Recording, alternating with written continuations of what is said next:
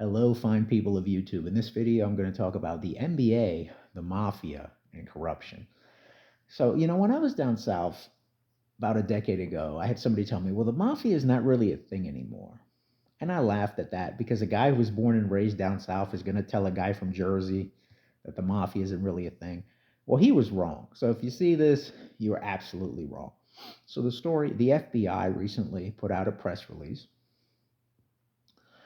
that they busted NBA players with the Miami Heat, NBA personnel, the New York Mafia, and many other people rigging games. They were betting, they were rigging, they were doing all kinds of things with NBA games. Now, I had heard this growing up in the Atlantic City area. I had heard about this like 30 years ago, and it had been talked about even 20 years ago that this could be. They've always said, sports can be rigged. I remember that movie when I was a kid, Blue Chips. Shaquille O'Neal was in it. It's about a college player that was asked to rig a game.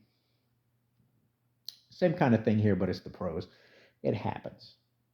Am I surprised? No. The NBA, I don't watch it. I haven't watched an NBA game in over 20 years. It doesn't interest me. Since Jordan retired, nah. It's like LeBron. LeBron, I'm a year older than LeBron. I don't really watch guys my age perform. It's not my thing.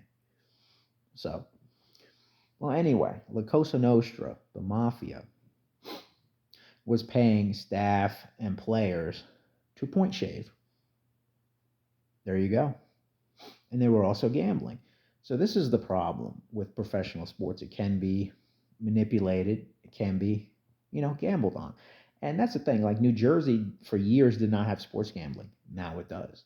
A lot of places for many years didn't have sports gambling. Now it does.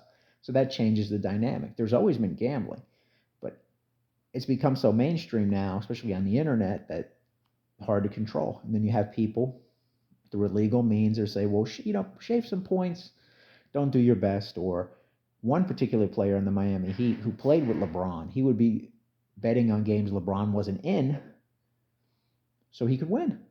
He would say, yeah, we're going to lose.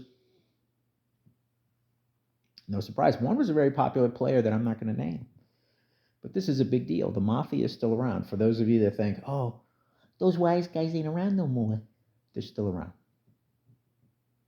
They're just not as a big deal as they were in the 80s when I was a kid or in the 90s. This isn't the 80s anymore. This isn't the 90s. They're more secret. In the 80s, they became pretty public because they were on TV with Gotti, and that's what, different time. Different.